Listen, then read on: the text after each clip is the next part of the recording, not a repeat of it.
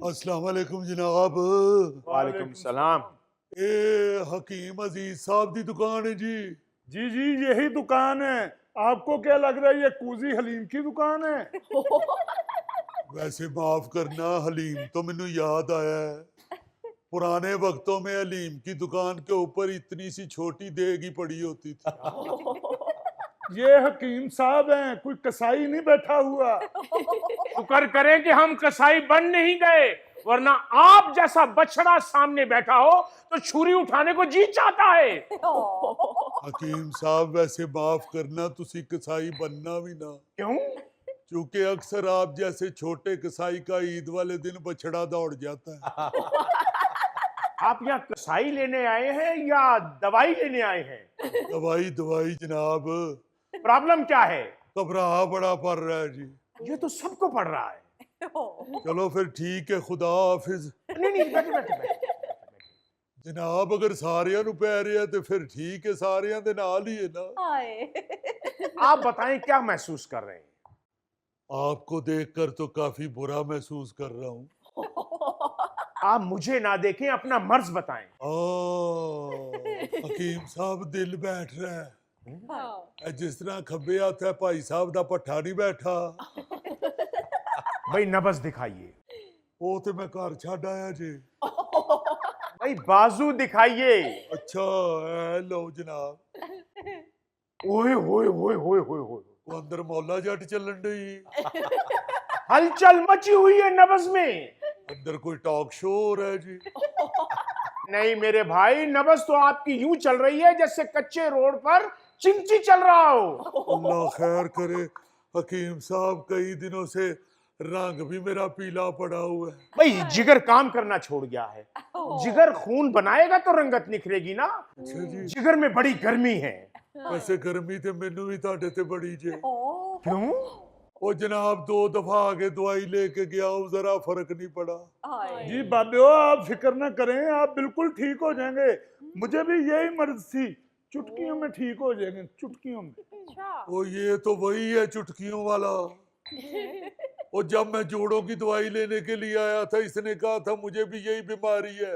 हकीम साहब की दवाई खाएं आप, चुटकियों में ठीक हो जाएंगे, चुटकियों में। 2 हफ्ते में दवाई खाती है, ठीक मैं की होना सी, मैं तो चुटकी बजान जोगा ही नहीं रहा। तो आखिरकार डॉक्टर साहब से जाके इंजेक्शन लगवाए हैं तो फिर ठीक हुआ हूँ। आप जरा मुझे अपनी नब्ज दोबारा दिखाएं। हेलो जनाब। देखें, आपने एक दिन भी परहेज नहीं किया। मैंने आपको कहा था कि आपने गंदम को हाथ नहीं लगाना। हकीम साहब मुझसे कसम उठवा ले, मैंने एक दिन भी गंदम को हाथ नहीं लगाया। आपकी बहू नवाले तोड़ तोड़ के मेरे मुंह में डालती है। बहू यानी कि आपके बेटे की बेगम? नहीं नहीं नहीं नहीं, मेरी बीवी यानी आपकी बहू। आपको यह भी कहा था कि ठंडे पानी का इस्तेमाल बिल्कुल नहीं करना, नीम गर्म पानी पीना है। अब बिल्कुल नहीं ठंडा पानी पिया मैंने, नीम गर्म पीता रहा हूँ। बल्कि मैंने तो पानी पिया ही नहीं उस दिन से, मैं तो चाय पी रहा हूँ। भाई चाय तो तुम्हारे लिए जहर है। जो नुस्खे में मैंने जड़ी बूटियां लिख के दी थी उसका कावा पीना था। अच्छा। गोश्त तो तुमने नहीं खाया?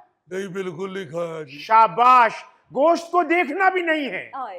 नहीं वेख्या है, मैं झूठ नहीं बोलना।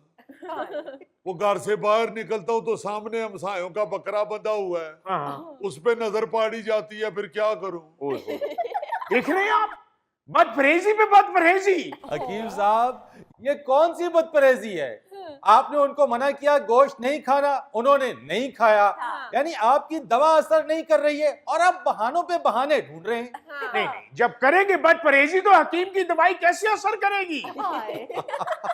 अच्छा ये बात तो बिल्कुल ठीक है कि परहेज करना चाहिए, लेकिन ये जो हकीम हजरात है ना, ये अपनी हर नालायकी का मलबा जो है वो बदपरहेजी पर डाल देते हैं कि बदपरहेजी की इसलिए दवा असर नहीं कर रही है।